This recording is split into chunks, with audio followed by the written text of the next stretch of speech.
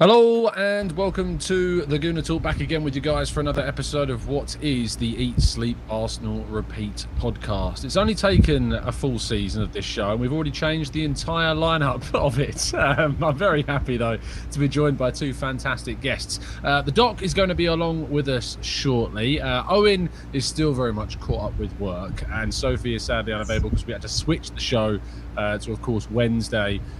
With tomorrow, I'm away with Charles Watts at his book launch event in London, so we couldn't record it tomorrow night, so we're recording it tonight. I'm very happy to be joined firstly by Mike Hurst, joining us for the second week in a row. How you doing, mate? You good? You well? I'm doing all right. Always glad to be on to chat Arsenal, man. And the substitute of one Owen Young, it's hard to fill that spot, but I'm going to try. I'm not going to do any. It's not that hard. It's not that. Just showing up is already an improvement on what he brings. I feel like it's a downgrade when I don't got that sweet accent, So the accent to sound miserable no matter what emotion you try to show. Yeah, that's the Northern Irish. One hell of an accent. Yeah, no, it's very good. Owen hopefully will be back after the international break, but Mike's doing a fantastic job in his stead. We may even just do a whole Özil Havertz-esque swap, swap that one for the other. We'll have to wait and see. And of course, with Sophie not here, I much prefer to speak to my guest and ask who they think is a great person to fill in, because let's be honest, my judgment of character is terrible. So I'm very happy to be joined today by the co-branch manager of Arsenal LA, MK. How you doing, MK? You good? You well? I'm good. Thank you for having me. And I'm glad Sophie was confident enough to let me step into her shoes for a day. I'll do my best.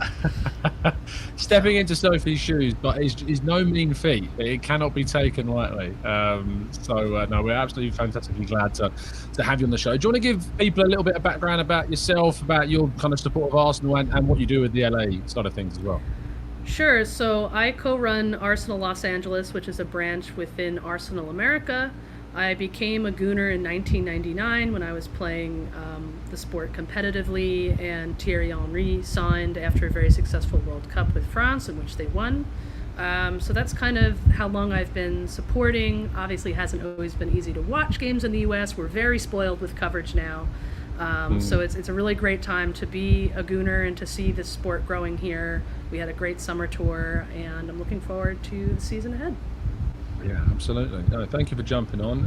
Good evening, good morning, good afternoon to the chat box. Joining us live, can see Amira Kanu Tom with some serious squad rotation. Some Mikel Arteta-esque moves being made here. They're fit and fresh and ready to go. This is going to be a bit of a deadline day preview, if you like. Of course, as I've said before, there won't be any 8 a.m. show on deadline day because I'm going to be up at 6 a.m. working live blogs and Football London stuff. So we'll have more coverage later on in the day. But to kind of look ahead to the day, Mike, what are your expectations of Friday?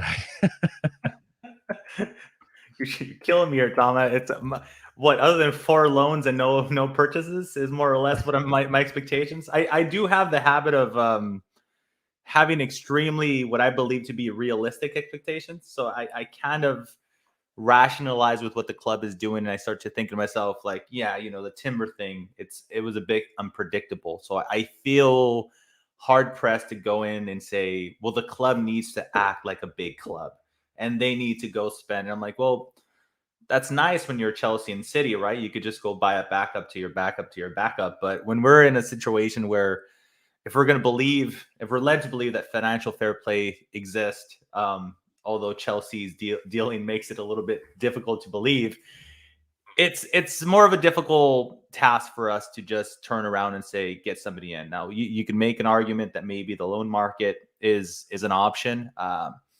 I just find it extraordinarily difficult. So my prediction is, if I'm looking at this, hoping that Gabriel Magalhaes stays put. He cannot leave. And if he does leave, I could only assume that the club is smart enough to have some type of deal in the workings already for backup. I just don't see it happening just out of nowhere. A lot of people are touting Weggy, is it from Crystal Palace?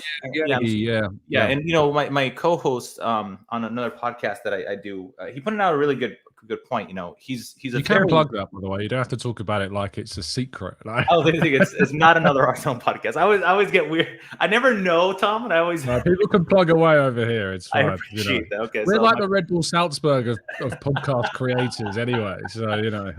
So my co-host Kelly, that's out South Metro AFC. He's a really good follow on Not Another Arsenal podcast. There, I got all the plugs there, Tom. He did point out, like, he is a very important player to Crystal Palace. He's the captain, or co-captain at the very least. It's not something like, okay, we could just do this deal in 24 hours. We saw Crystal Palace resolved with the whole Olise thing, right? With Chelsea trying to yank him. They went, they filed a complaint. They ended up extending the player. There are not a lot of English Premier League clubs that you could just go over and say, hey, I'm going to punk you. This is our player now. So it's going to take a fortune to get him out of Crystal Palace as well. So ideally for me, again, talk about lowered expectations. I always like to say that life minus expectations equals happiness. And that I'm a true believer on that one. So I'm not looking so much on the ins. I'm looking at so much avoiding 2 outs in the form of Gabriel and SmithRow. Loans, it seems to be the way for us to save some wages, because unfortunately we're not finding a lot of buyers for a lot of our players. Deadwood players, or however you want to refer to them. And that's where I'm at, dude. I think it's going to be a very slow, I'm going to say underwhelming for some fans, because I know a lot of people get caught up. Like, we just saw Palmer go to Chelsea for, it was like 45, and everybody's like, Balogun. And we get hyped up with these massive, but we need buyers. And if we don't have those buyers, and they know that we're hard pressed to get rid of these players because we do have an inflated squad, I think it's going to be really difficult. So as far as predictions go, I'm going to say another 3 loans and no incomings, and hopefully no permanent outgoings for SmithRow and Gabriel. Yeah, fingers crossed on those. Hard one to follow, MK, after that monologue from Mike there, but give it your best shot. What are your predictions for Friday? I'm sorry. Well, I'm filling in for Drew. I'm filling in for Drew, not Owen. The Drew monologue is what it was, yeah. So I think that we're probably not going to see much in any way of business, and that's because the same fans that are complaining about us not acting like a big club now are also the fans that were like, look at you rushing business at the end of the window. There's not going to be any smart business to be made with this little time left in the window. And I think that we've learned from that mistake in the past. Even a loan deal is very difficult to package correctly. And, you know, there's a lot of concerns with, you know, what sort of add-ons there are and options to buy, which I know you're not a fan of. So I personally think that Arteta sees value in Partey at right back. I know that that's kind of not very convincing from what we've seen so far, but I think he likes his chances with the current squad rotation, and I think we'll probably be in the market for another defender come January, especially with the international tournaments that are coming up this season. So that's my prediction. I agree with both of you. I think it's going to be really, really difficult to see Arsenal being able to pull off like a Cole Palmer-esque, deal, because Chelsea have massively overpaid, for Cole Palmer. I look at him and think that's a player worth probably around 25 to 30 million pounds, and they're paying 45. Which people will go, well, if they can get that, why didn't Arsenal get, that for Balogun? Obviously, the argument is fairly clear cut for me. We didn't have a Chelsea in for Balogun. I know there was rumours linking him with Chelsea, but they never, came forward with an approach. And if they had, Arsenal were planning on asking for a significantly higher fee than what we ultimately ended up getting from Monaco, which, by the way, it's great to see close to 20% sell-on clause. I think it's 17.5. My colleague Kai Carnett reporting that at Football.London earlier today. So that's obviously a really positive thing. And I think that when you consider the business that we've done in the window, it's so frustrating that Jurrien Timber is out, because him added to Rice and Raya and Havertz is such a good window. And it's almost like we've signed someone and it's almost like we've sold them. I mean, if that's how it feels, it feels like we've just sold them, or we lost Timber for so long. Thankfully, that's not the case, and we will get him back after a season-long loan in the recovery room back in March. And it's just a frustration for me. But from my perspective, and I talked a little bit about this, if you listened to the show this morning, listeners will remember I said that, and maybe this was harsh, but I feel if we don't, MK, sign a defender, in some ways we are weaker than we were at the start of the window. Yeah, I don't think that there's any arguing with that, really. I mean, Partey is not a right back. I think that also if you're going to play Partey alongside Zinchenko, they're both kind of occupying the same mid. They both kind of drift into the midfield, which creates a liability at the back, and it alters the shape that Arteta kind of wants to go with. And I think, additionally, a lot of our defenders are also injury prone. Tomiyasu is injury prone. Zinchenko is seen injury prone. We don't know how Saliba is going to recover long term from a back injury.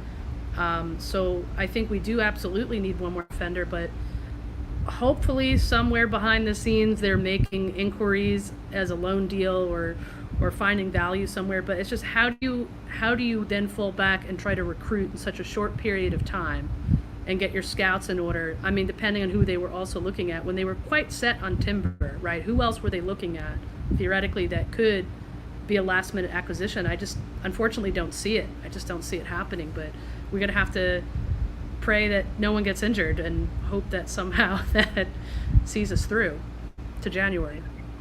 I think, Mike, and I say this as a benefit, and it is purely based on numbers of luck, basically. But the benefit, I suppose, is that we really did struggle at the end of last season, when you couldn't really do anything. If you have injuries in the first half of the season, there is something called the January transfer window, which can obviously be used to try and offset things. But my question, I suppose, is if we don't end up signing anybody in either the defence or the forward line, which is another area that people have wanted to see, maybe some Bukayo Saka competition with a Mohamed Kudus alternative. It sucks that we didn't get him, I think, but yeah, that's a story for another day. Do you feel as though that there is enough depth to last not the season, but until at least the winter? Yeah, the Kudus thing was a pipe dream of mine. I always thought that he was buying time for us to come in for him, having agreed with, I think it was like West Ham. There was another club that he agreed on, and he was just not moving. And I'm like, man, is he making things difficult because, somehow he's waiting for us because we were linked early on. So you always get optimistic and hopeful to see somebody like of that quality come in. It would be an excellent backup for Bukayo Saka. And I know that we frown upon that word when it comes to TGT as far as backup goes. But I think I make the exception because it's Bukayo Saka, and it's really difficult to rotate that man out. He's one of if not the only one that can't be rotated out because of his value at the club.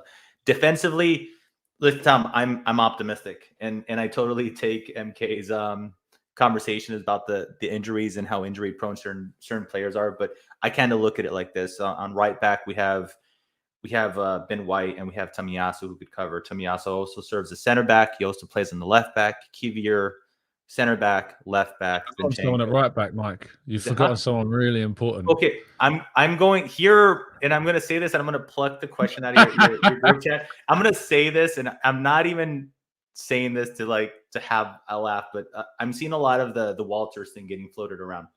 I'm not even talking about Walters. Are we talking about Party? No, I'm talking about a certain Cedric Suarez, man. Okay. Oh, I was going there. Okay, so I'm seeing a lot of Walters talk, and I know that as a fan, a lot of us we tend to romanticize about Hell End. We want to see these youth players come through. Look, I'm of the opinion that I would 100% rather see Cedric Suarez play right back for us in a league game than Walters. I understand that he's become a little bit of a meme for us, but I also don't think he's worse than a 18-year-old player that hasn't played a senior cap for us. So maybe controversial, and I know that Walters has a lot of hype behind him and he's doing wonderful things in the lower divisions. But as we've seen in the past, that lower division form doesn't always automatically carry into the first division. So because of that, and I know that here comes the member Cedric emojis. I just saw that comment. Because of that, Cedric emojis in the chat. Come on, let's do it. I'm looking at it like he would be a third option at right back, technically 4 when Partey is playing right back as well.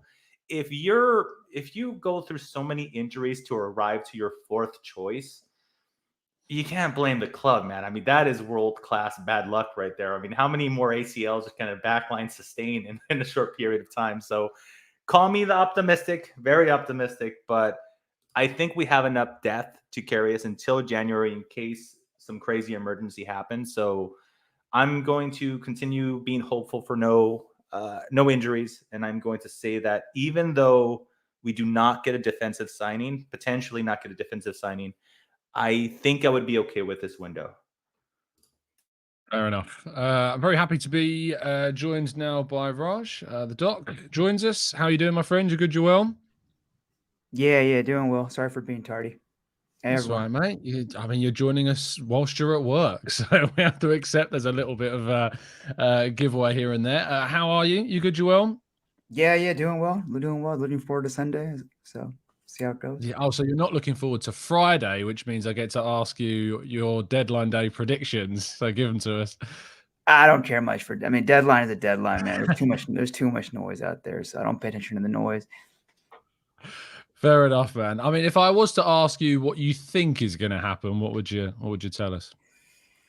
Oh man, I think we sit pat, to be honest with you. Just based on the way Mikel and Edu have functioned. They don't go for stopgap players. They go for guys who can raise the ceiling. And so unless they've been doing a lot of homework on someone for a long time and we haven't heard about it, which could be possible, I don't see them just going for a stopgap player. I think they understand that tends to lead to a lot of dead wood, right? I mean, and they have a very, very clear strategy and plan of attack. It's like the anti-Chelsea model. And so that's kind of like I just don't see it happening unless, like I said, they've been planning something for a while, or they have something that's really been on their radar. So the probability to me is that the team sits pat maybe until January, but we'll see. Yeah, I'm going to ask the guests in a second to kind of get their thinking caps on, if you like, and try and predict if there is to be a surprise, which is always the hardest thing to do. Who might that surprise be? I was asked this by my boss the other day, and the name I came up with is a name that I know fans are going to hate, but it's a very, very Arsenal type thing to do. And the name that I came up with is Kyle Walker-Peters is the name that I think you never know. You could see Arsenal dropping a loan offer to Southampton to get a player that can play right back, can play left back, has played in the Premier League, is at a relegated club, so he might have an ambition to escape, like many relegated players end up doing. I think it's, if there is to be a surprise, don't count out that name maybe coming out. I think there was also, David Ornstein reported at the start of the window around June, July time that there was genuine interest in Kyle Walker-Peters. So yeah, that's my surprise one. So Mike, I'm going to go to you, mate. What's your surprise? All right. Look, we're about to get even more toxic here, Tom, because I saw that Chelsea potentially is willing to take a loan offer for Cucurella. And if we're talking he's about Man United from the looks of things. Is he? See, and this is similar to the doc. I kind of slide away from Twitter during transfer window. I don't update, refresh, because I feel like these type of things drag on so much that I tried to away myself a little bit from it. But yeah, my surprise one was Cucurella, and for multiple reasons. It would have been amazing for banter purposes, for one, and maybe that makes me a little bit of a troll. Two, I have a well-known reputation for liking players with a good hairdo, a la Guendouzi. So I mean, I would have welcomed that to the carpet at all. So but he was the only one that was looking up for the loan deal. For the Kyle Walker-Peters is an excellent, again, another big versatile thing. But again, Tom, if there's going to be a surprise for me, it's not going to be a surprise purchase. I'm dead set that we're going to stay the way we are. And maybe I'm being super pessimistic about this, and I'm just doing that lowering expectation thing. A surprise exit. There you go. That surprise exit is what I'm going to go with. And I'll say this: if there's one or two players that might leave, I would say SmithRow has more of a chance to leave than Gabriel. And unpopular opinion, and I love this player, dude. And I love this player to death. And I was joking around saying, "Stop the planet! I want to get off." Because if Tonali leaves Milan and SmithRow leaves Arsenal in the same transfer window, I don't want to play FIFA anymore. Tom, no joke. I haven't played for a while.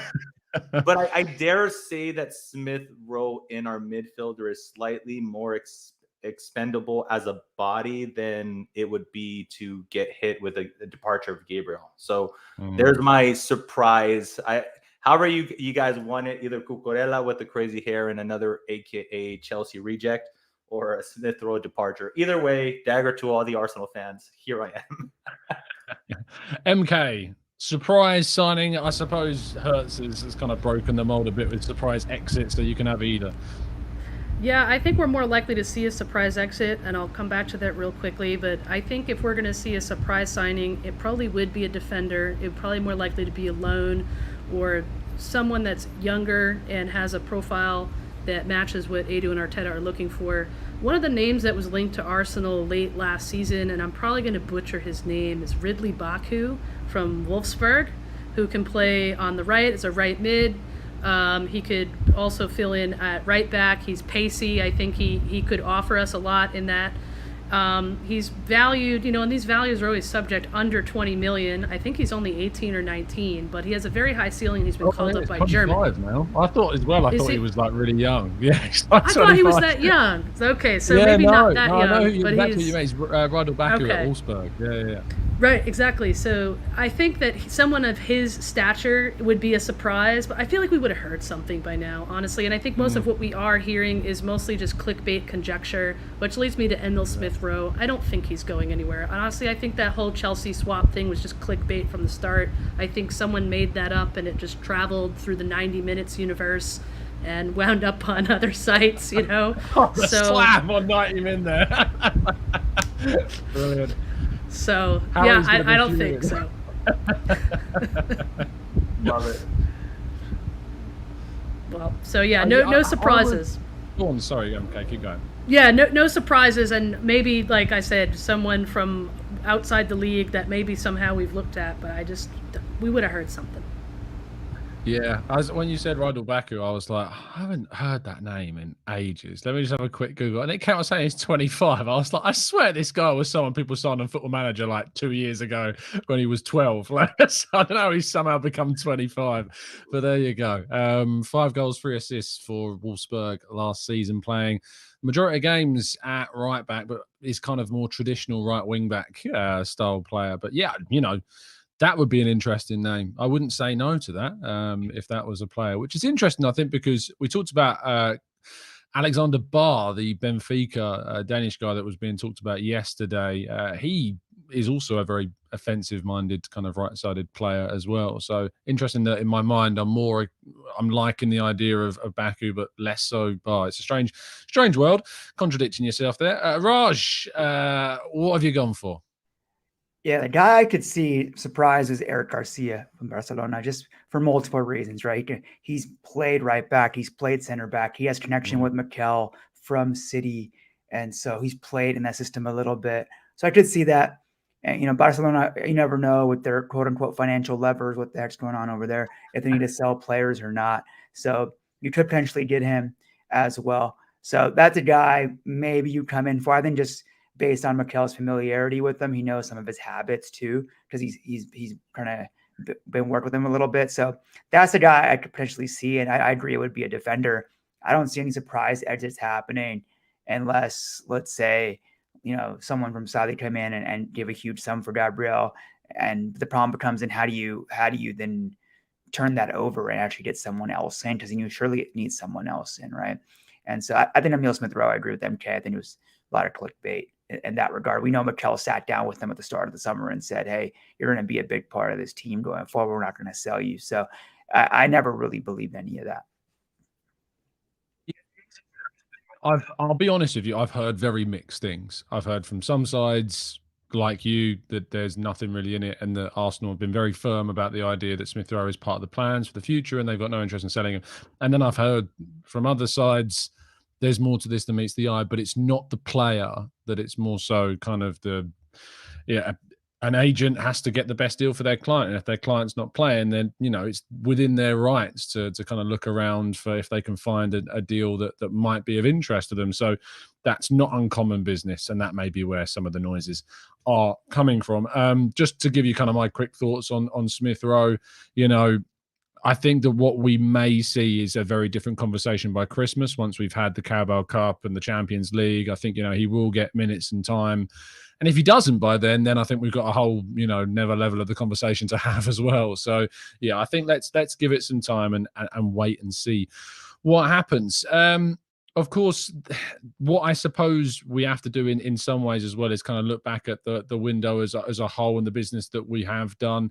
Mike, the name that continues to come up in conversation is Kai Havertz. And one of the big questions I think fans have right now is that we spent £65 million on Kai Havertz. And the general opinion that I see banded around right now is that £65 million could have been better spent elsewhere. How do you feel about that line and where do you stand on it? Let's see. Where do I start? Hindsight is a beautiful thing, for one. So it's always like if we're using the Timber injury as an argument to see, we've been like, hey, we have money now to buy a right back on top of the right back that we purchased. I think that's been a little disingenuous because it's something that we did not know when we were planning and we bought a substitute for the left 8 position. I think we were actively looking for players that could play in multiple positions. So Timber all throughout the back line, Havertz left 8 and center forward. Same with Declan Rice. He could play in multiple positions in the midfield, has played as a center back. I'm not ready to give up to Kai Havertz. I like to use Ødegaard as a really good example of a player that when we first loaned him in the second half of the season he was with us, he wasn't performing at the level that he was performing. Second season, he didn't perform at the level he was performing. He was creating more chances, was not taking more shots. I think it's a very difficult position to occupy, and not in the sense of the space of Granit Xhaka, because he's going to have his own individual way of playing football. But I think coming from being the plug in a bunch of random places at Chelsea to come in and have to meet new teammates and say, hey, you need to learn ASAP exactly how we play and just perform at a drop of a dime. A lot of players struggle. So we're 3 games in, and I'm not quite at that point where with Kai Havertz where I'm like, drop him. I know that the big argument is replace him for Partey in the midfield, but I don't think Partey is going to live in right back for a really long time, nor I think Partey is playing right back because of Kai Havertz. So I'm not quite there. I'm going to sit on it. I'm not really massive on judging players by transfer fees either, and I know that's a little bit counterintuitive to what we're used to, and I know that you mentioned the funds potentially being able to be spread out in other areas, but as of things, as of the purchases we made, I look at the club doing exactly what they wanted to do. They executed their plan to perfection, and I have all the reason to believe it's going to come good. We've seen multiple jumps in performances of Eddie Nketiah. Fabio Vieira is a man that played his heart out for 45 minutes for us, and everybody's loving him. But throughout the summer transfer window, I mean, I watch your 8 a.m. shows, Tom. How many times did you see the comment that he needed to be? So that's what, 2 a.m. It's midnight. Midnight for me. Yeah. So I catch them 2, 3 a.m. on the way to work is when I tune into your show. It's a perfect little 30-minute show for my drive. So how many comments did you see that Vieira needed to be loaned or something, right? And it's so I think what it is, and I'm going to digress just a little bit. I'll try to cut it short. I'm sorry, Tom. I think is our expectations for this season has been raised. We're no longer like hoping that we get into top 4. We're hoping that we're title contenders. So anybody that doesn't hit the ground absolutely running in the form of a goal or an assist is going to be looked in a negative light and deemed a passenger in a sense. So I'm not ready to say that those funds could have been used in a different light. I'm gonna give it some more time, give him some opportunity to acclimate to the way the club plays and enjoy himself playing in just one single position. So not ready to give up a Kai Havertz, man. No, and that's what I think. It's great that you brought up Vieira, because the reaction after that game, he's back, he's arrived. This is Vieira. Like, how naive are we to then kind of say all this stuff about Vieira, and yet at the same time Havertz is being destroyed by people. like we can be so fickle as fans, and I think the Vieira and the dynamic between the Vieira reaction and what Havertz is going right through right now is perfect. I think it was really summed up on the Vision podcast this week. If you haven't given that a listen yet, Clive was texting me saying you need to listen to the podcast, and I did today. It was very, very good indeed. Not that I don't usually. It was just it took a while to get to it this week with how chaotic it has been. Hertz went off on a little bit of a monologue there, so we're going to go straight to question now to get these last. I'm sorry. It's fine. It's fine. It was some really good stuff. John G asks MK, can we expect any youth players to step up? I think that it's tough right now. I think barring any injury setbacks, there's not really the place in the first team selection right now, I think, for the youth. Is it Walters? Is that one that keeps coming up? Like, I just don't see it, right? I think that we also want to be careful about our investment in our youth and bring them up when it's appropriate, like maybe a Caribou Cup game here or there, to rotate the squad. But in terms of Prem games, I don't see it. And obviously the Champions League is a whole other ball game. So, I think that Arteta really is probably not going to bring him up. So that's my expectation. And the only way that would change again would be if there were injuries that necessitated it. Yeah, I do tend to agree. I think you might see like Walters and Nwaneri maybe in the cups, but I'd be very surprised to see them in the Champions League or the league. Doc, I'm just going to deviate. I'm going to be really ignorant of the chat boxes because I did want to ask you something quickly. You probably saw rumours this week around Timber timelines, suggestions that March could even be a time that we see him back. I just wanted to kind of get your reaction to hearing things around that. Yeah, I mean, it's possible. So when he got hurt on what was the date? I'm trying to remember. Would have been August the 10th. The 10th, right? So typically, what is that? 1, 2, 3, 4, 5, 6, 7.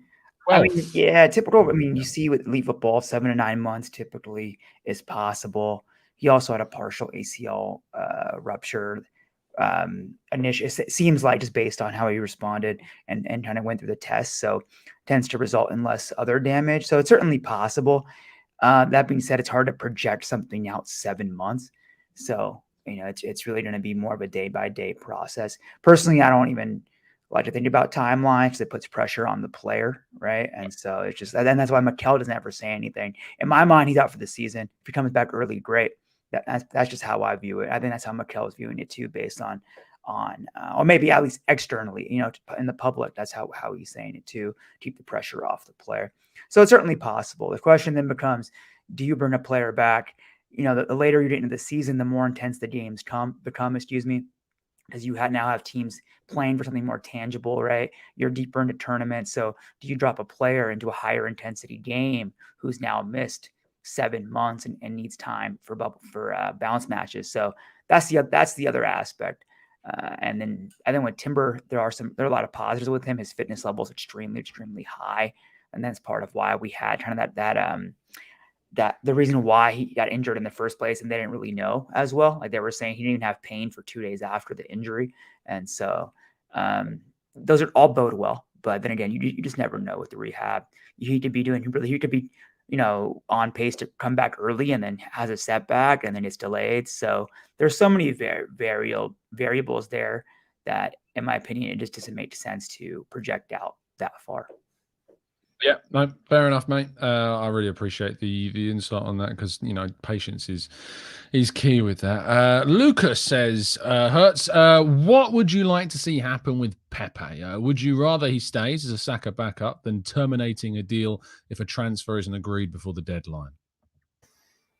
I think the club is way past the termination part. I think we're sticking to our guns. It's something that we had to do for a few bad eggs as far as personalities goes. Pepe doesn't seem to be a bad personality. And yeah, I'm a dreamer. So when the thought process of the idea of him being potentially reincorporated into the squad came about, I'm all for it. He has a goal and an assist in him. He's very tricky. And I think if he just ups his awareness and how we play a little bit more and ups his little tactical level and starts building a few some relationships with Ben White, whoever, Odegaard, who normally plays on the right-hand side, I think he could still come in useful. So I would say option A, sold to Saudi to recoup some money for a player that might not be in the squad plans currently. Plan B, keep it as a backup, because I don't, the he's crap gets floated around a lot.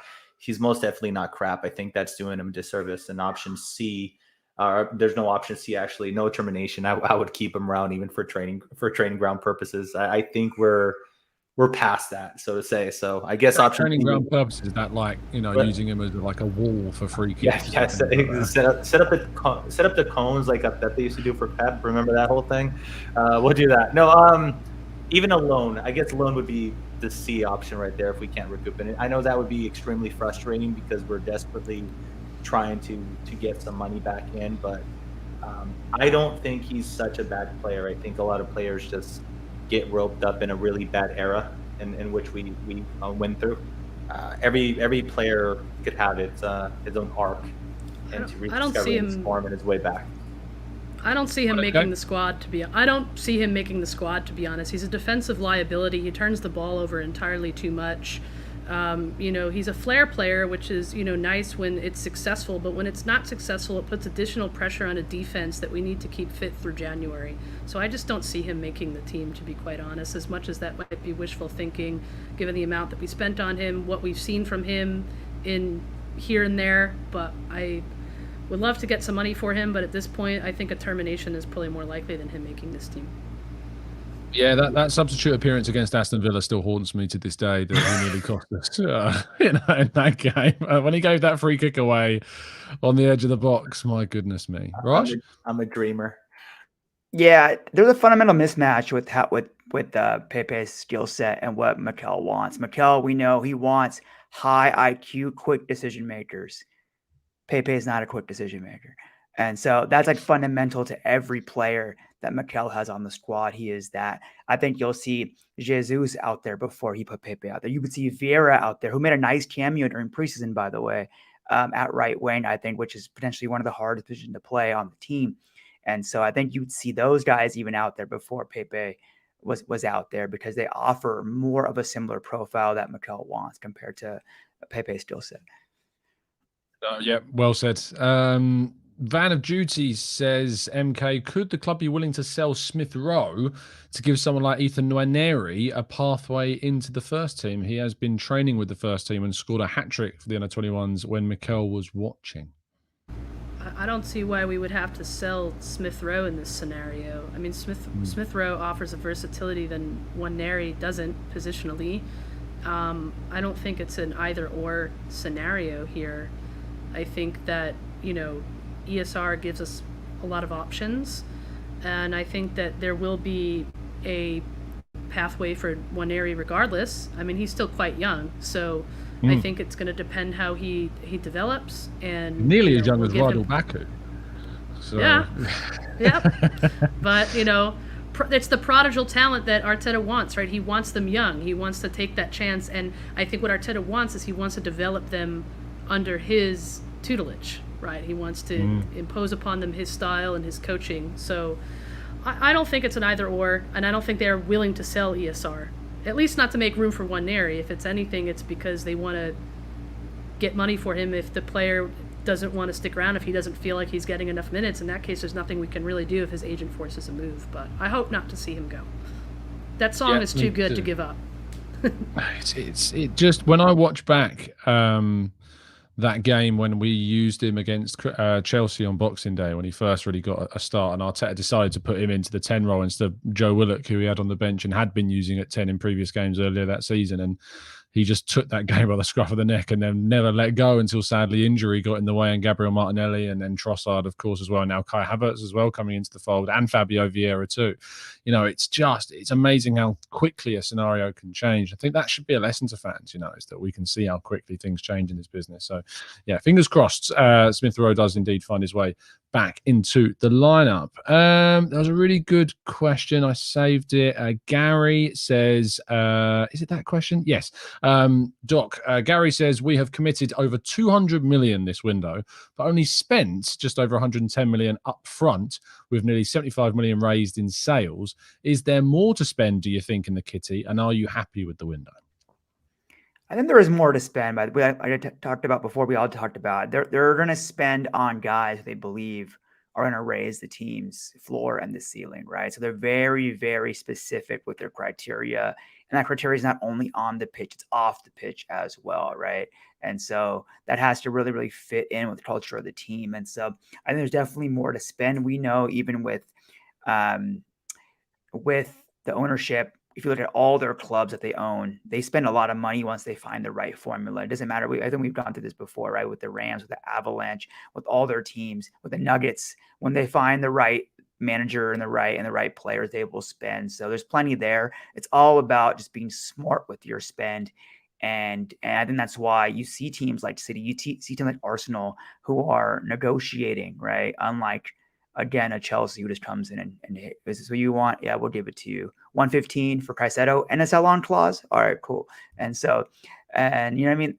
So this stuff adds up cumulatively. So I think there's definitely money there, but it has to be the right type of player, the right type of mentality player. So that to me has been the clear strategy and approach with Mikel and Edu. Nitish says sales have been poor as usual, so much to do still. And Pavel says, sorry, but the window has not been good enough so far. And I kind of wanted to kind of take the conversation into the sales aspect. I know we've touched on it a fair amount, but in more general terms, and with Edu featuring heavily on the thumbnail of this video, the big question around Edu going into this window, not only regarding who we signed and making sure we got the players that we needed, was that he had to improve the reputation of this club from a sales perspective, because previous windows, you know, despite I think there being a lot of mitigating circumstances that he's inherited players that just simply haven't been very good without too many suitors that want to buy them, he's had to try and improve that still under the scenario that he finds himself in, especially considering there are players in the squad that have been bought under his tenure, like Lokonga Tavares, for instance, you know, that are now also looked to being sold. Now, we have sold Following Balogun for £34.4 million, including add-ons, with a 17.5% sell-on clause. So there's, you know, if he was to go for, say, 60 million plus, you could potentially get that deal going upwards of £40 million in the end. Granit Xhaka has been sold for £21.5 million. We got around £10 million for Matt Turner, £5 million for Austin Trusty. We got another £5 million from that Pablo Marie mandatory buy clause this summer. We've had fees for Marquinhos and Tierney's loans, and also we're expecting to see Nuno Tavares leave for Nottingham Forest with a £2 million loan fee and a £12 million buy option in that as well. We're still waiting for Cedric, Holding, Pepe, and Lokonga to be sorted. Okonkwo, I think, is also still, as far as I'm aware, at least looking to try and find a way to some regular senior football. I'm going to go to each of you, and we've got around 10 minutes left. So consider that. Hint, hint, Mike. In regards to the kind of the view of that and what I've kind of laid up there about Edu, has Edu succeeded, or if he hasn't, how much still needs to be done in your mind to see him as a success regarding sales of Arsenal? So I think could be considered a success in the sense that for the players he had buyers for, he had a set fee in mind, and he ended up achieving close to it, right? I think the rumor was floating around 50 mil for Balogun, and whatever the math is with the sell-on clause in between the pounds and euros. Sorry about that. That's my kid. We came close to the valuation, and had we had suitors in England, we could have potentially extracted a little bit more from that deal.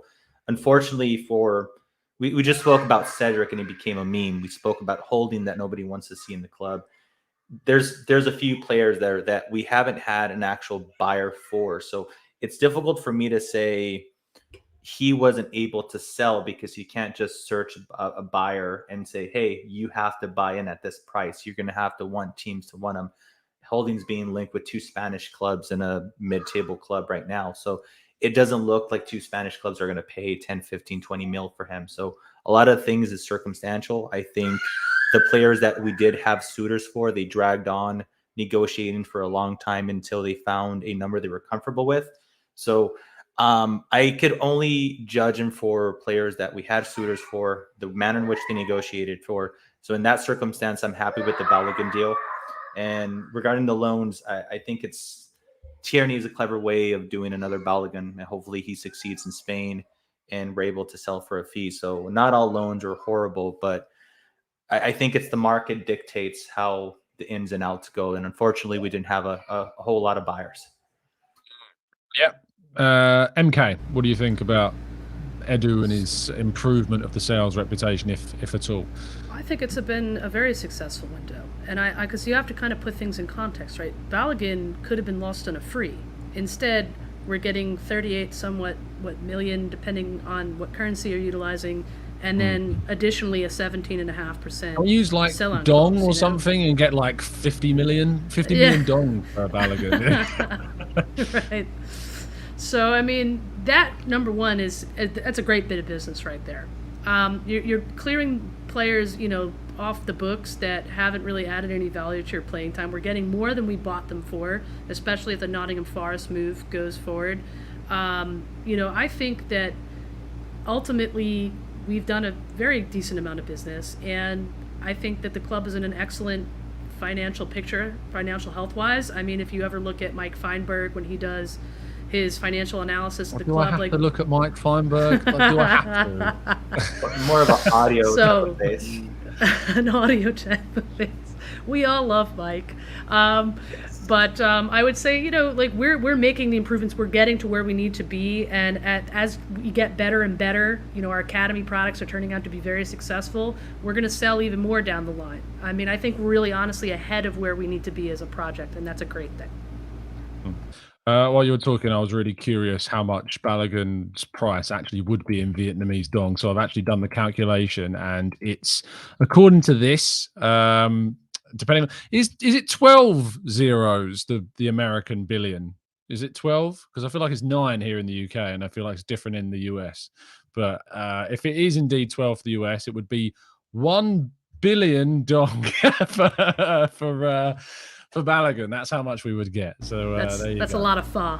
That's a lot of pho. Yeah. I mean, I don't know how anyone can, debate, getting 1 billion for Balogun, really. Raj, what do you think about our sales reputation? I mean, I think if you look at it, like MK said, in context, I think Trusty went for 150% of what we got him for, right? Got him for 2, went for 5. I think Turner went for 25% over what we got him for a player who played very limited, right? And so I understand, like, Holding, he's a guy, I just said, Arsenal fans didn't really want. He might go. We'll see what the fee he goes for.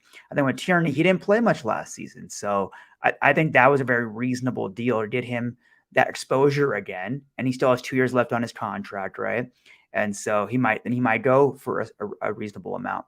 And so I think the business has been there. I think part of the problem is Premier League prices and Saudi prices have really inflated people's idea of what players are worth. But when you look at other leagues, like the Balogun deal, actually a pretty good deal when you look at that, right? So unless you're selling the Premier League, which we could have sold to the Premier League possibly, but for Balogun, but they were giving a very, very inflated price, right?